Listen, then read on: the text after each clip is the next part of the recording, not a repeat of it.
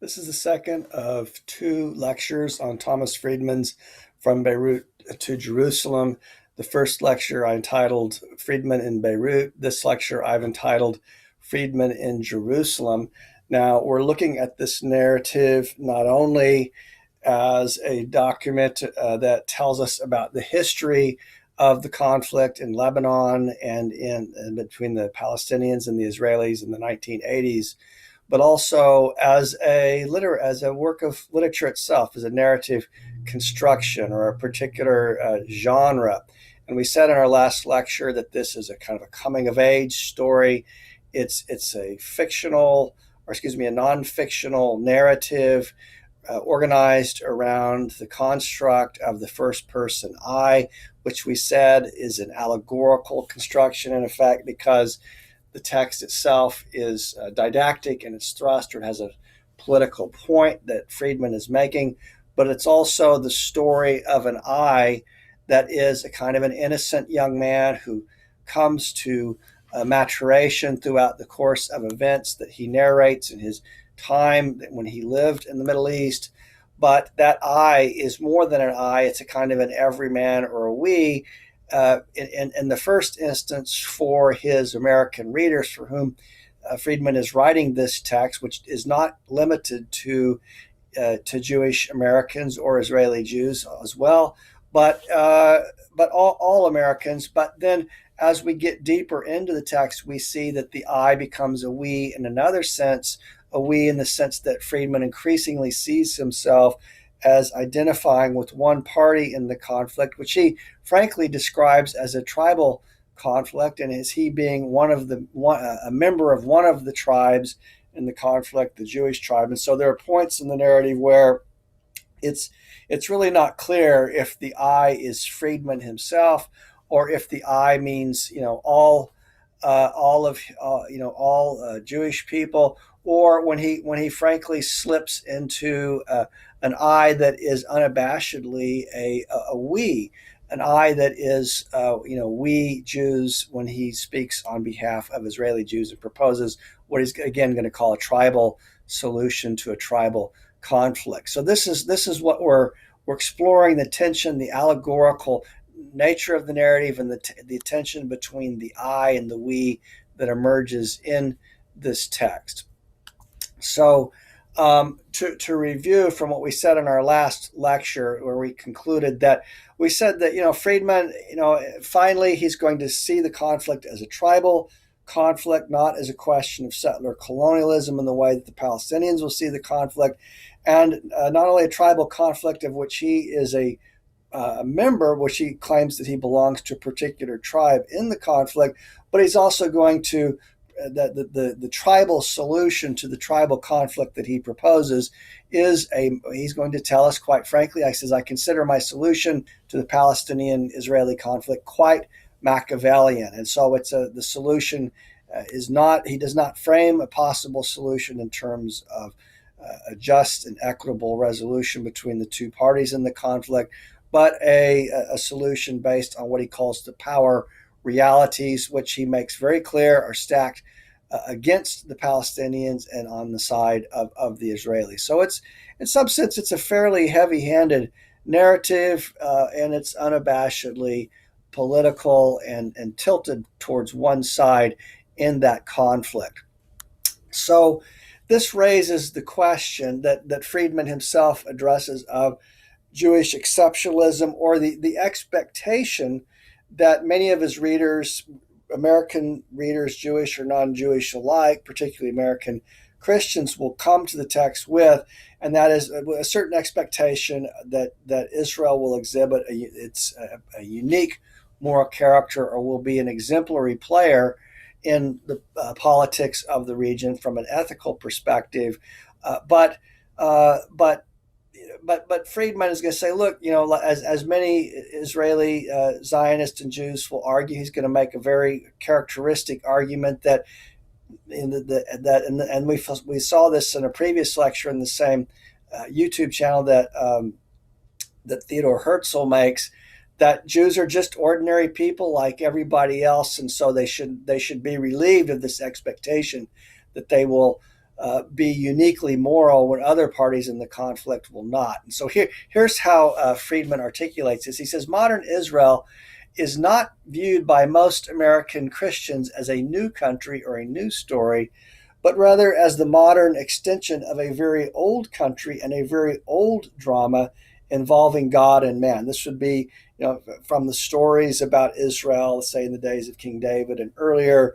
They're told in what Christians call the Old Testament, what Jews call the Tanakh and the Torah.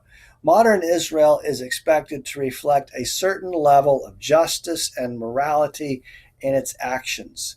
When the Syrians kill thousands of their own people in Hama, it is not liberating or devastating for the West because the West has no higher expectations of the Syrians and does not see any of its values emanating from Damascus. And so this is the claim that Friedman's going to make, that many defenders of Zionism will make, is that Israel is a state like any other modern state created in the aftermath of colonization, of European colonization of the region. Europe created many other states in the region, like Jordan, for instance.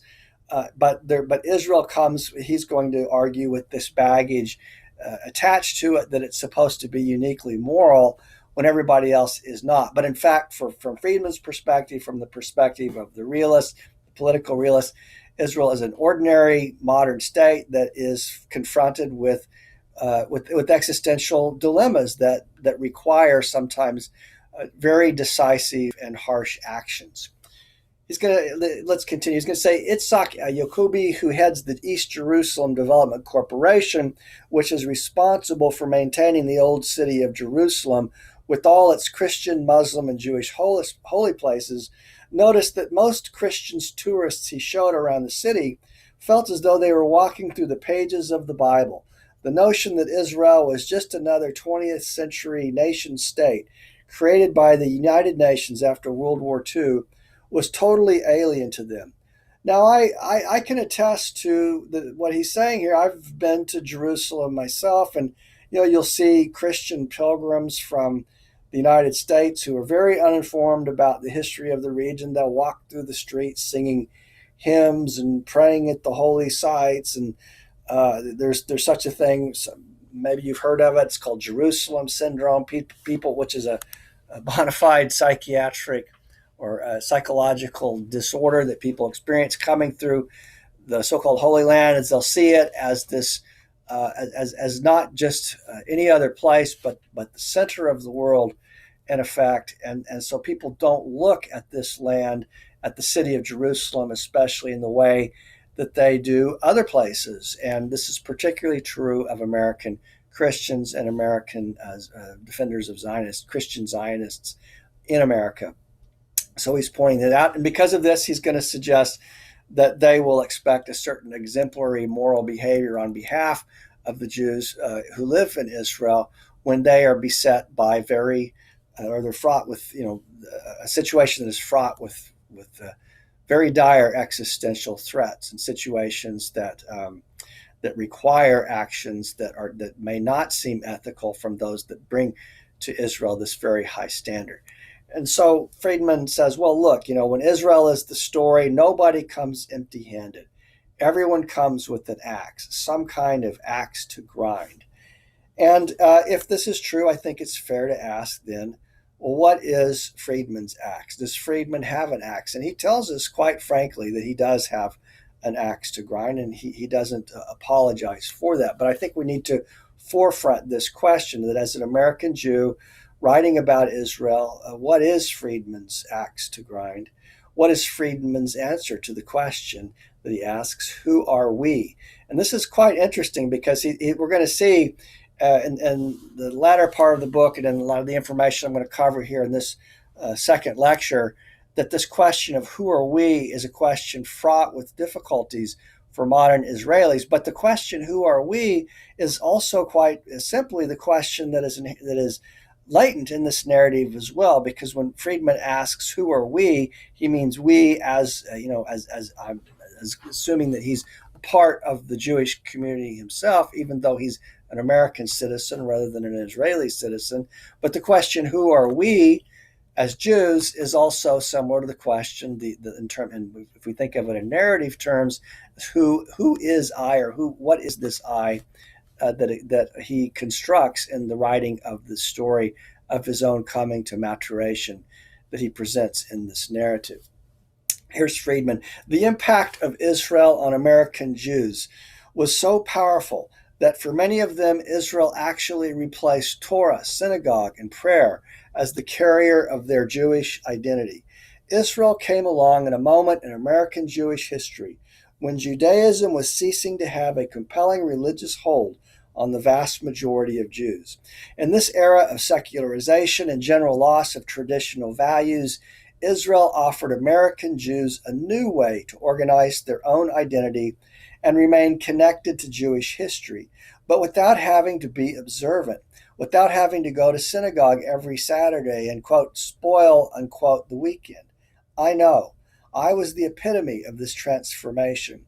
Israel, as a badge of pride, actually saved me as a Jew at a time when I easily could have drifted away, not only from religious practice, but from Jewish communal identification altogether.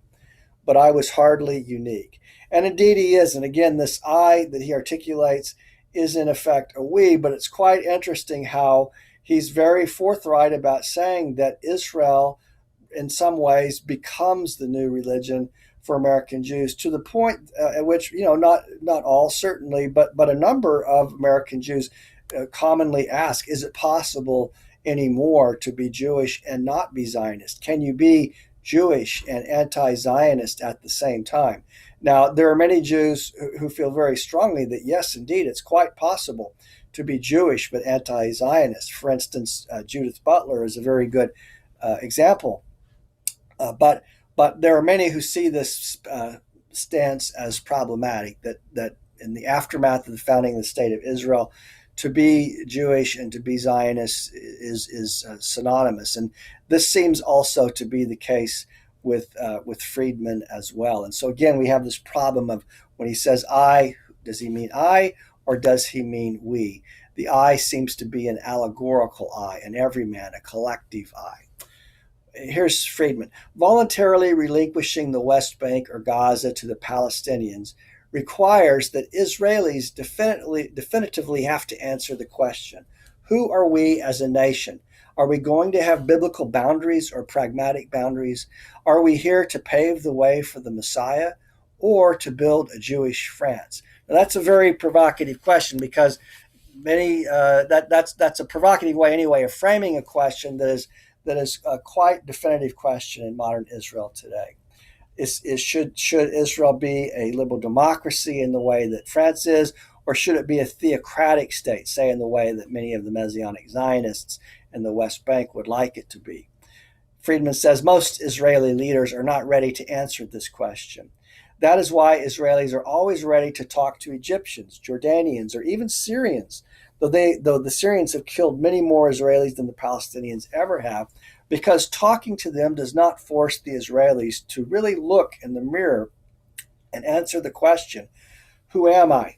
So one of the reasons why I like to look at this text, examine it, and work with it is because I think it really, it's quite interesting how the narrative struggles that take place within the text composition indeed replicate the same kinds of struggles that take place in Israeli society today. So he's saying here is, when he says that, that the question of relinquishing the West Bank and Gaza forces Israelis to look in the mirror and answer the question, who am I? The I here is also not just the Israelis, it's Friedman as well. And this is the question that he's asked, that really the narrative itself, as a Bildungsroman, a novel of social formation, is centered upon this question of who is this I?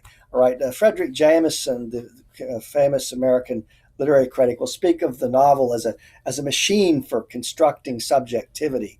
The I is the subject. And in some sense, Friedman, this is what's going on in this text as well. Friedman is constructing his own subjectivity, but this is a task that is fraught with difficulties for him as it is for Israelis themselves. And so he's going to break this question down in very interesting ways that I think makes the conflict accessible to those who really aren't steeped in many of the issues that have shaped modern Israel today. So again, I said, although I have certain reservations about Friedman's political views, particularly his Machiavellian realism, nonetheless, he's a very gifted writer, and he does do a very good job of laying out what many of the key issues are today, not only for Israelis, but for American Jews like himself.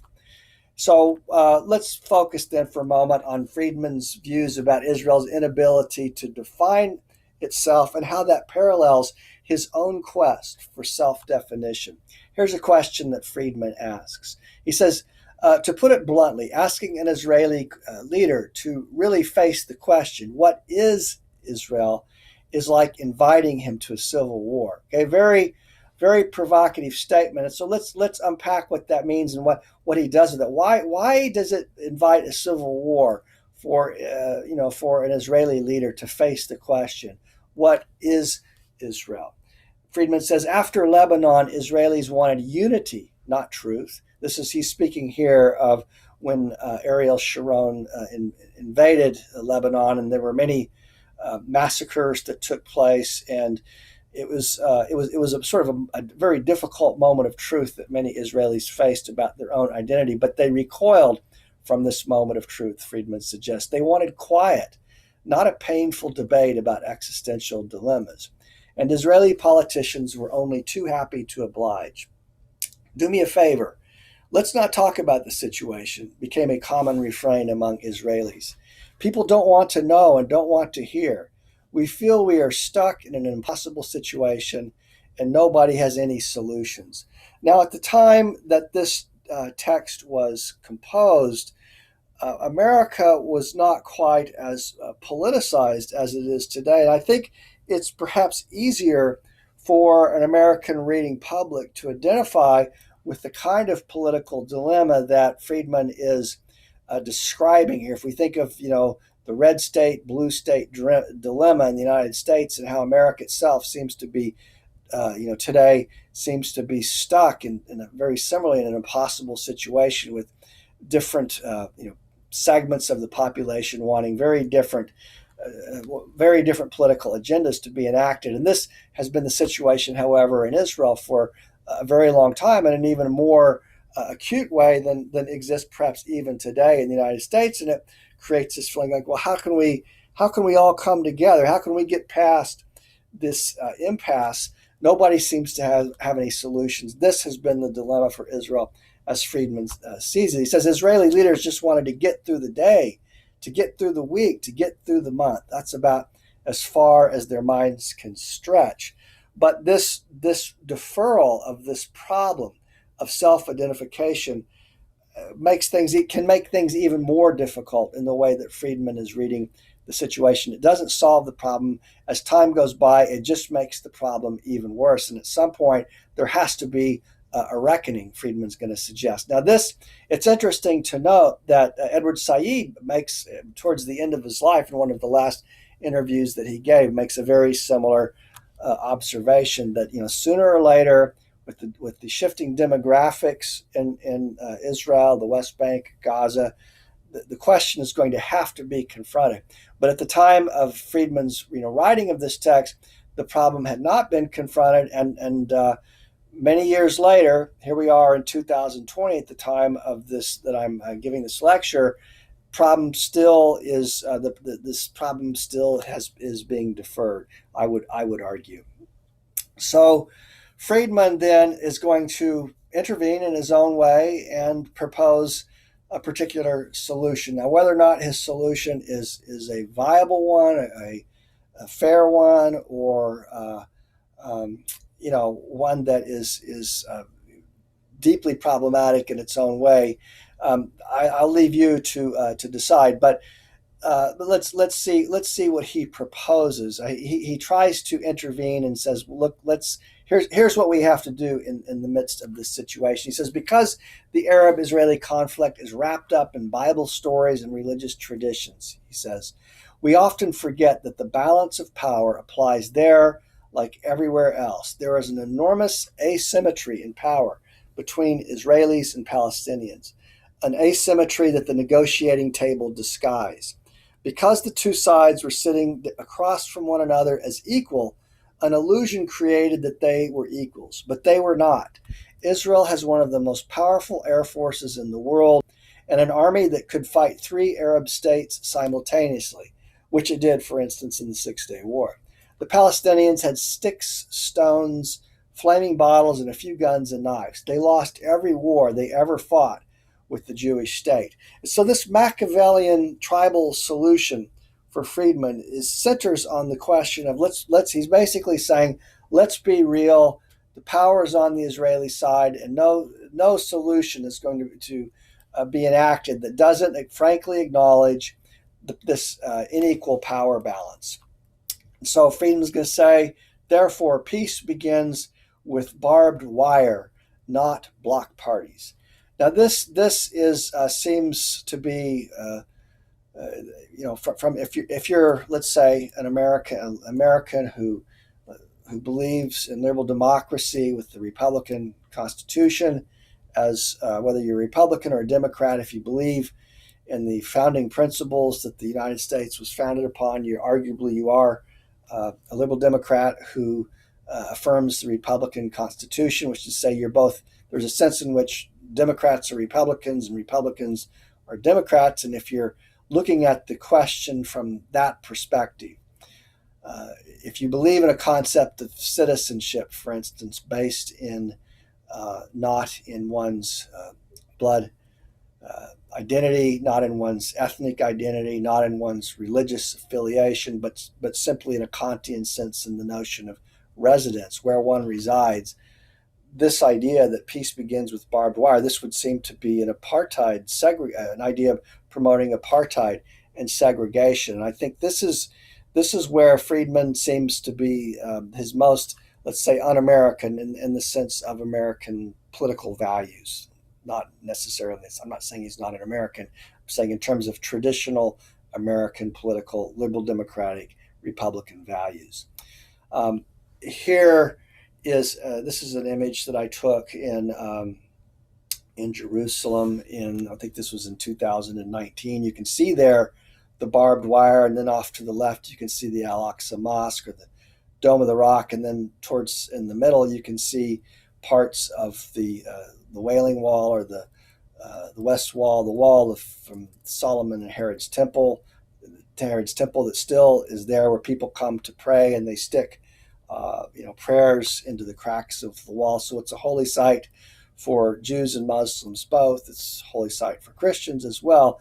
But it's increasingly the city of Jerusalem itself, East Jerusalem particularly, as well as the West Bank and Gaza, is being sealed off with barbed wire, and not just with barbed wire, but with this in the early years, in the late 90s, early 2000s, when the racial segregation wall was constructed. You can see here on the left, there is an image of Israel and the West Bank and Jordan, a map. But on the right, you see, if you look at the red lines, this follows the line of the wall that was built when I'm bringing this to your attention because when Friedman makes this observation that peace begins with barbed wire, he's doing it in a context prior to the construction of the racial segregation wall. Now, the wall was built; it didn't follow the traditional agreed upon boundaries established between West Bank and Israel. The way that it snakes in a funny kind of way reflects the places where settlements exist. So if you look, for instance, on the right side, let's say towards the top on the right, and you see the little blue dots within the red lines, this would indicate the wall being built around places where Jewish settlers, Israeli settlers, have come in to colonize the West Bank and essentially take it from the Palestinians who live there. And so this contest, this occupation is an ongoing thing.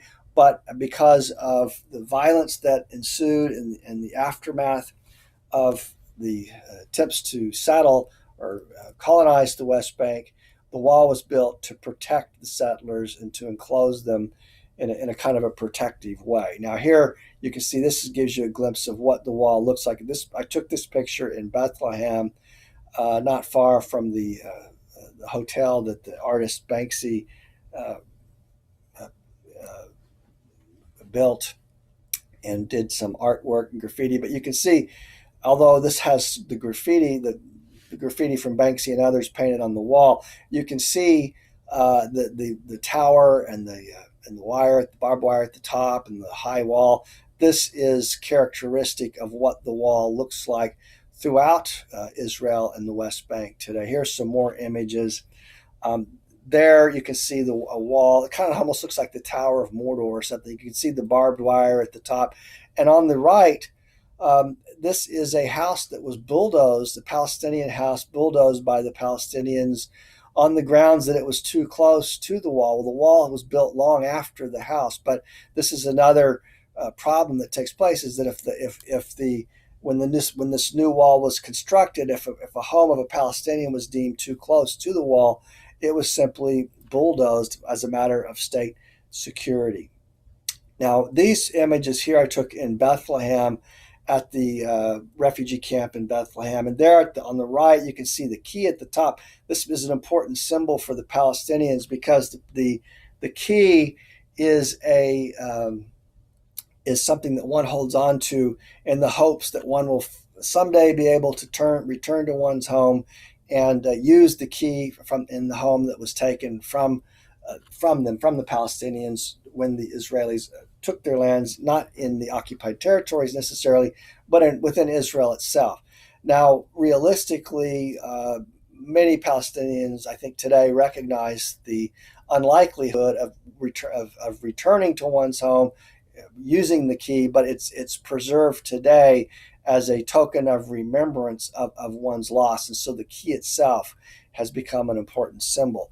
Now, on the left, you see a tower that is constructed by the Israelis as a part of this racial segregation law, and then you see the graffiti that's painted on the wall as well. This is a picture I took in Hebron.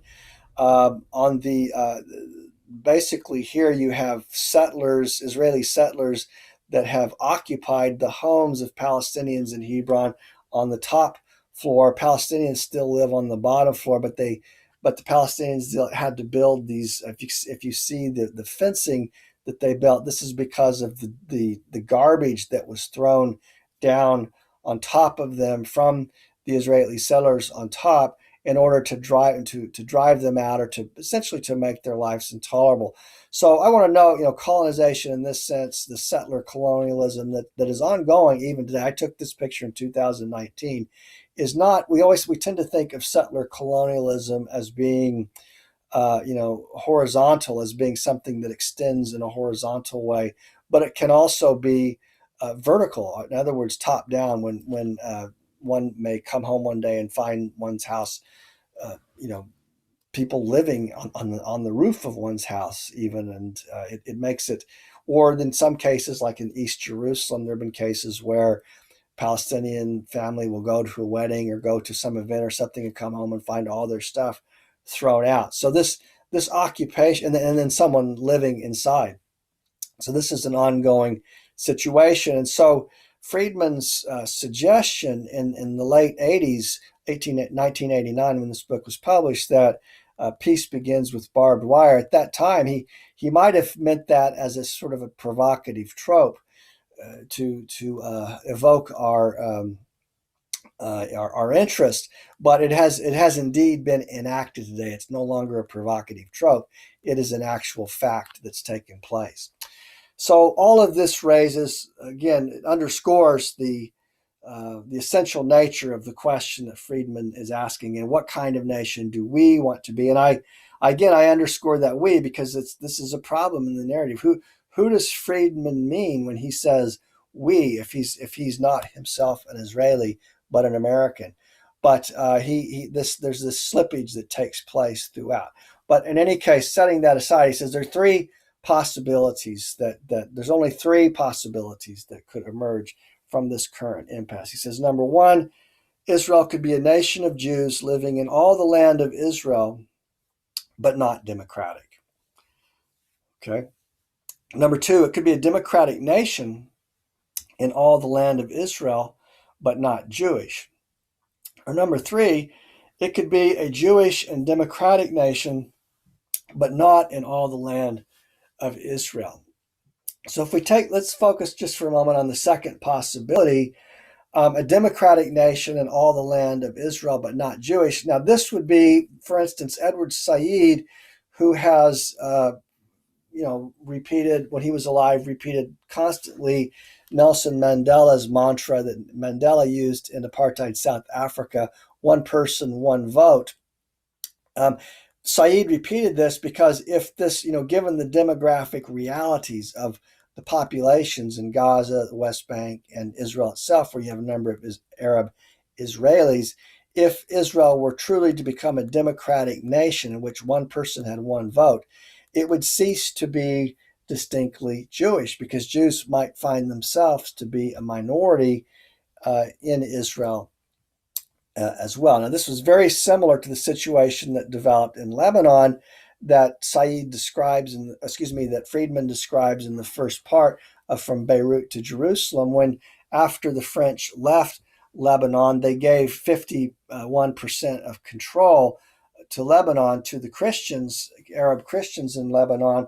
But this became not practical when the Arab Christians became a minority and were outnumbered by the Shiite Arabs, for instance, and then you had a very significant Sunni population as well. So what happens in a situation when you're no longer a demographic majority? In that case, you would still have an Israel, but it would no longer be a Jewish state. And this is one of the reasons why the wall was constructed by Ariel Sharon, was to preserve the distinctly Jewish character of Israel itself. Now, another possibility is it could be a nation of Jews living in all the land of Israel, but not democratic. This would be the apartheid South African option, in which people don't have equal rights under the law. They might control all of the West Bank. They might control all of Gaza as well.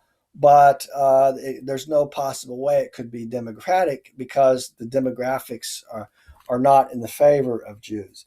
Now, the third possibility is you could have a Jewish and democratic nation, but not in all of the land of Israel. All right, so this would in effect mean giving up the West Bank, giving up Gaza, giving up the settler colonial project of appropriating this land, and being content with remaining a majority, but within a smaller piece of land. And the problem, again, he's going to say, is Israeli Jews don't want to answer this question. They don't want to decide. There's in effect a decision not to decide. Here's how he puts it. He says, is Israel going to be a Jewish South Africa, permanently ruling Palestinians in West Bank homelands? Is it going to be a Jewish Prussia trying to bully all of its neighbors? Or is it going to be a state with borders that will be based solely on considerations of what will preserve a secure, democratic, and Jewish society at peace with its neighbors? And so the problem of the inability to respond to this question has created a kind of a stalemate that has made the situation year by year yet more difficult. The deferral of answering this question. This is what Friedman is going to suggest. The dilemma of Israel's inability to define itself. He says Jews in Israel are not differentiated by synagogue affiliations as much by how they relate to the land of Israel and the state. The Jewish people's reconnection with their land and their building of a modern state there have opened up a whole new set of options for defining oneself as a Jew, some of which were unknown in the diaspora. Those myriad options can be broken down into four broad schools of thought. And so here's what Friedman does. He breaks it down for us. He says, okay, so you've got basically four different kinds of Jews in Israel who have four different kinds of answers to this question. Now, the first and the largest category is the category of the secular or the non-observant Jews, make up about 50% of Israel's population at the time that he wrote this. He says the first and largest is made up of secular and non-observant Israelis, men like Shimon Peres and Yitzhak Rabin. The secular Zionists came to Israel in part as a rebellion against their grandfathers in the Orthodox synagogue, oriented ghetto Judaism practiced in Europe. The secular Israelis, who make up 50% of Israel's Jewish population and send their children to state-run secular schools, were convinced that they were the wave of the future and that tradition-bound Jews were a passing episode in Jewish history. And so again, the Zionist Jews that like following Herzl that came to Palestine, were a lot of them were socialists. They were secular in orientation. They kind of looked at those Jews who were observant as quaint in effect, and they didn't imagine that the more Orthodox Jews would be, and the observant Jews that came from Europe would cling to their religious views. They saw, much like many socialist Marxists have seen through history, religion as being something that would finally dwindle away with the realization of the Zionist state. Now, here are some images today. Israel, and if you go to Tel Aviv, for instance, it's a very secular place. It's as secular as Manhattan and many other places in the United States. You can see some images of the LGBT movements, parades in Israel, secular Jews in Israel supporting Black Lives Matter, supporting Palestinian lives. You have Jews that are, that like to party, popular movie stars and actresses, Borat, for instance, who in the Borat film speaks Hebrew, although it's said to be this country of Pakistan. Here are some images from the Tel Aviv. You can see it's a very modern city. I think in the case of Sacha Baron Cohen, his parents were Israelis. He himself grew up in England. But you see that, but he himself is fluent in Hebrew. And you see in, that kind of very modern character, modern Israel is every bit as secular as Chicago. All right. But there's also a population of religious Zionists, what Friedman would call the modern Orthodox Jews, which make up about 30% of the population. Here he says the second major school consists of religious Zionists. There are traditional or modern Orthodox Jews who fully support the secular state but insist that it is not a substitute for the synagogue. They believe the recreation of Israel is a religious event. Religious Jews make up roughly 30% of the Jewish population. And so the modern or traditional Orthodox Jews, they're not secular. Many secular Jews today are agnostic or atheist, even, who've never even set foot in a synagogue. And this category, he's going to say, well, they are religious, but the Zionist state is by no means a substitute for the spiritual practice of Judaism. And here you can see some images of Jews in this category.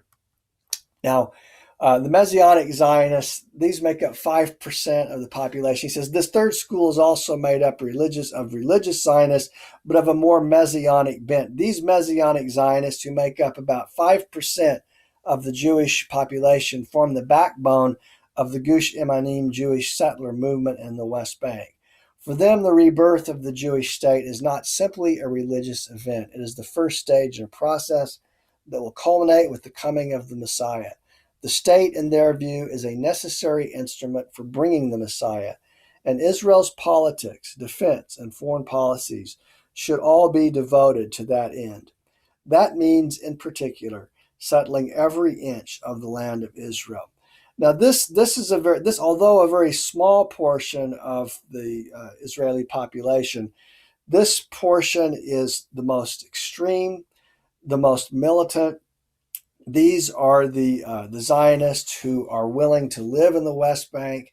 Some of them even wanted to live in Gaza until they were forcibly expelled. by the Israeli government itself. This population is they believe that, they very fervently believe in the coming of the Messiah, and they believe that the Messiah will not come until the all of Israel is in the hands of Jews. And so they see the colonization of the West Bank, the settler movement there, as a religious duty. These are the most extreme and arguably dangerous of all of those who live in the Jewish state. Now, Israel Shahak has a book called um, uh, Jewish Fundamentalism in Israel, in which he explores this segment of the population in depth. But I do want to emphasize it's the smallest portion of the Israeli population. But on the other hand, many of the secular Jews who live in Israel, who would never dream of trying to set up shop in Palestinian lands, they do sometimes, well, they'll just turn a blind eye to what's going on, and what's going on is quite problematic. Here are some images of this segment of the population that Friedman is describing. You can see a lot of them will carry guns with them. If you look to the bottom on the right, you see the man plowing his field, but also with the gun at his side, because they're constantly feel threatened by the Palestinian populations who don't want them there colonizing their lands. Now, the 15%, the last segment of the population that Friedman articulates or explores, is the ultra-Orthodox or Haredim Jews. He says, finally, there are the ultra-Orthodox, non-Zionist Jews, known in Hebrew as the Haredim, those filled with the awe of God. They constitute about 15% of the Jewish population. The Haredim, although they are highly observant, do not see in the reborn state of Israel an event of major religious significance. They believe that a Jewish state will be worth celebrating religiously only after the Messiah comes and the rule of Jewish law is total. In the meantime, they are content to live in the land of Israel, no matter who is in charge, the secular Zionist or the British, because they feel closer to God there, because they can fulfill more of the Jewish commandments there, and in order to be on hand when the Messiah arrives. And so this is the population that you see if you have a chance to visit Jerusalem or Israel, who dress in the traditional garb from Europe in the 18th, 19th century, and they continue to practice in a very observant way their conservative views and beliefs.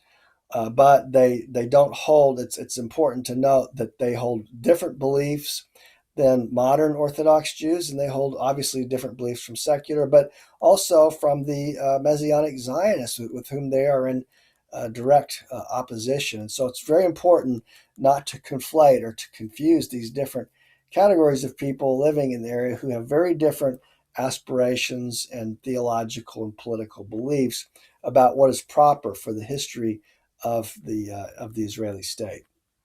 Here's what Friedman says, and I think this is one of the more interesting observations that he makes in the text that is quite revealing. He says, each of the four main schools in the greater Israel identity debate was so convinced that the others would wither away that as a group they were never willing or able to sit down and hammer out a consensus about the meaning of the state of Israel and the land of Israel for the Israeli people. As a result, the different visions grew side by side. Israel became more secular and more orthodox, more mundane and more messianic, all at the same time. And this is why, he says, it is literally exhausting at times to be an Israeli Jew. You can't escape the utopian aspirations of the left or the messianic expectations of the right. But I would suggest to you, those of you who are my American listeners, if you're a student at Western Washington University, particularly, and you're coming to this material for the first time and you're trying to understand what the basis of the conflict is, whatever you may feel about Friedman's power politics, he does a really good job here of identifying what some of the key problems are. And if you keep focused on what these four main, what he's calling here the four main schools in the greater Israeli identity debate are, then you really can get a sense of what the fault lines are and the tensions are in modern Israel today.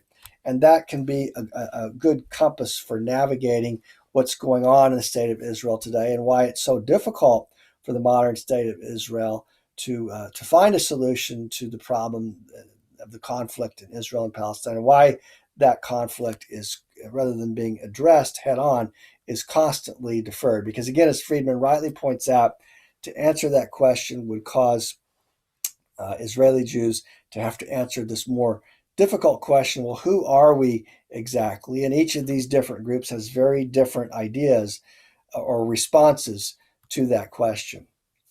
Now, lastly, the question of the American Jews as Israel is one that I'd like to at least note in passing. It's one that certainly applies to Thomas Friedman, and most American Jews will know this, but if you're not Jewish, this may come as some surprise to you that that although many American Jews are quite supportive of Israel and Zionism in general, there are significant tensions between American Jews who practice Judaism in America or who are believing, observant Jews, and those in Israel, because most American Jews are either conservative or Reform Jews, but are not Orthodox, modern Orthodox, or ultra Orthodox, or secular. So, one of the problems that emerges in the contemporary period today is this tension between American Jews who often feel slighted because the way in which they practice Judaism is shunned or not recognized in Israel. Here's what Friedman says about this. He says, although Israeli officials never admitted it aloud, they came to understand that Washington gave the extraordinary amounts of aid to Israel that it did in large part because of the electoral clout of the American Jewish community. And this raises again the question of AIPAC as well. Israelis discovered their security and economic well-being had become particularly dependent on assistance from America, assistance that would be forthcoming on a large scale only if there continued to be an energetic, wealthy, powerful American Jewish community that did not move to Israel.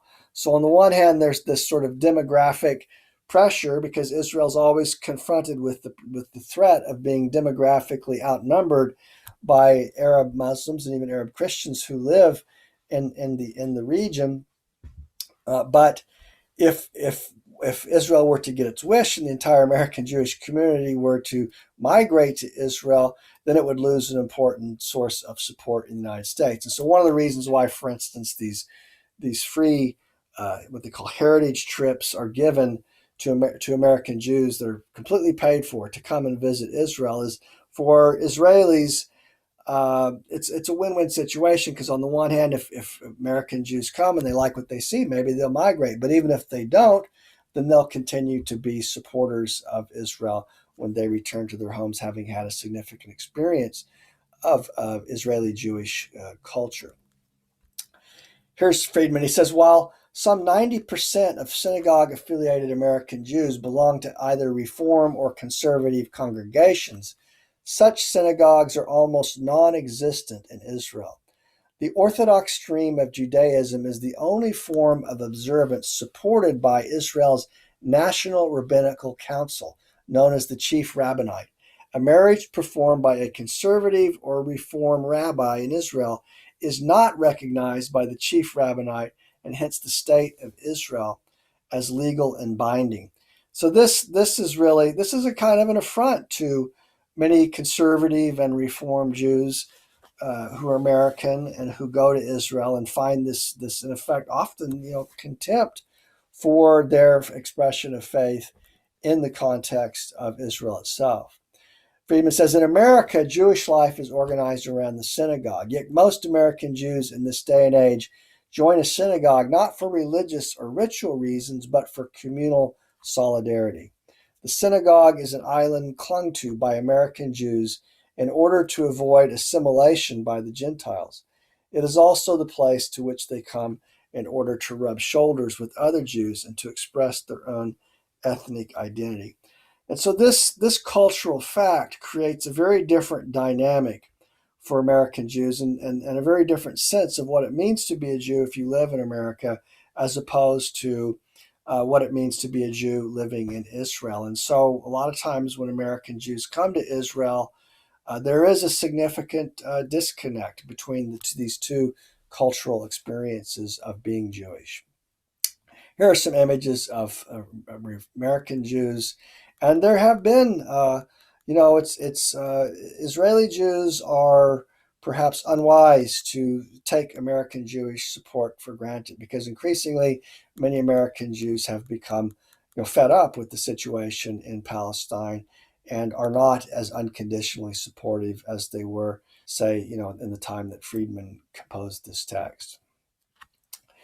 Finally, this is the last point, or the last aspect. I didn't want to end this discussion without touching upon it. And this is the question of what Friedman's calling the holocausting of the Israeli psyche.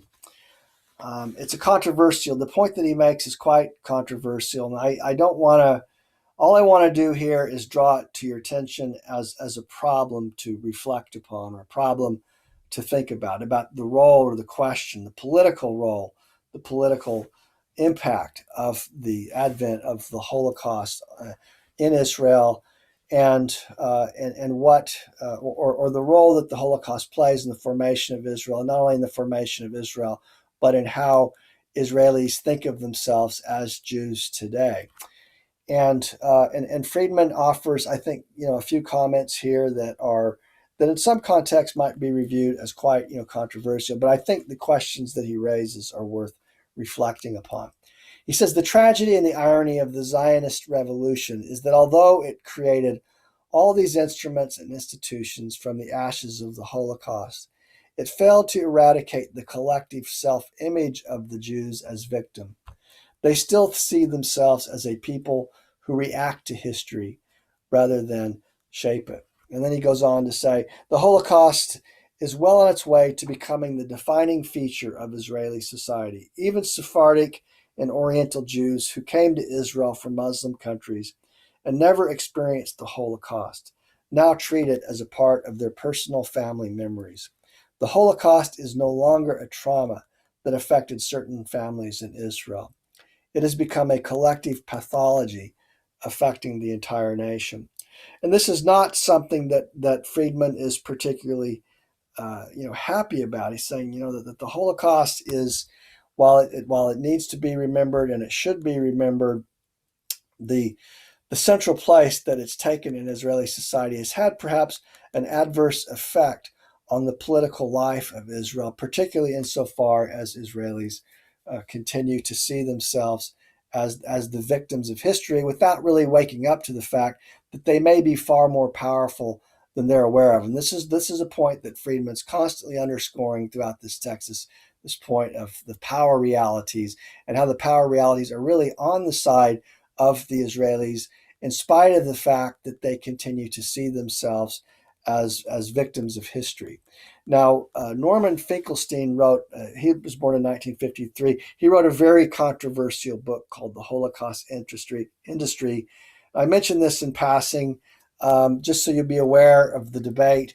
He goes even further than Friedman in this regard, and as he's also an American Jew, and he questions the negative impact of the rise of what he's calling the Holocaust industry on the Jewish psyche, not just in Israel, but in America as well. And he sees it, even in some senses, as a kind of a political hoax. And so Finkelstein has been seen as a controversial figure by many. I don't want to get into controversies here, but I just bring it to your attention in passing.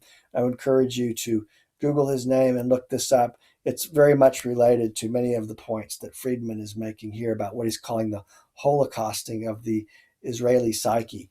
And here he quotes a colonel whom he leaves unnamed. He just calls him Colonel Z. He wanted to remain anonymous, who told Friedman, he says, the Jews' basic outlook is that of a beaten child. This is the basic orientation of Israel today. If we see ourselves always as weak victims, though, we can't see our own strength and that we have options. And Colonel Z's view really is the view that Friedman embraces, is that, Israeli Jews are far more powerful than they may imagine, and this constant emphasis on the Holocaust tends to undercut that fact or make people unaware that that is in fact the case. Friedman says, the irony of Schindler's List and the Holocaust Museum in Washington, D.C., is that they have made the Holocaust part of American culture, not just a private Jewish experience. I realize that it is a wonderful thing for the museum and for Holocaust remembrance, but I cannot help but feel that it also dilutes the Holocaust as a Jewish bonding experience. It makes it so that we, as a Jewish community, no longer exclusively control the meaning of the Holocaust. It isn't a private family story anymore. So he makes some very interesting observations about the Holocaust. And again, I don't want to suggest to you what the right answer to this question is, but I do want you to be aware of the issue itself, to investigate it further, and to think a little bit more deeply about not just the tragedy of the Holocaust and how many people perished there, which should, of course, be remembered, but also the uses and abuses of the Holocaust in a political sense. And this is what Friedman is drawing our attention to.